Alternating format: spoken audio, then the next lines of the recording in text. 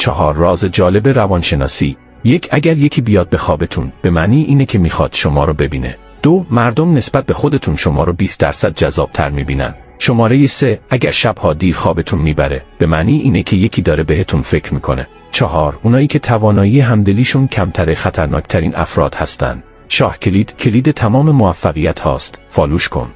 3 چیزی که اگر نخواهی هم تو رو ثروتمند میکنه. 1. به خرج‌های کوچیکت دقت کن، چون یک سوراخ کوچیک یک کشتی بزرگ رو غرق میکنه. 2. فقط یک منبع درآمد نداشته باش. زندگی غیر قابل پیش بینیه و هر اتفاقی ممکنه بیفته، پس درآمداتو زیاد کن تا به مشکل نخوری. 3. برای خودنمایی پول خرج نکن. خرید لباس با کیفیت و برند اشکالی نداره، اما اینکه بخوای فقط برای خودنمایی پول هاتو دور بریزی کار اشتباهیه. شاه کلید تمام موفقیت هاست. فالوش کن.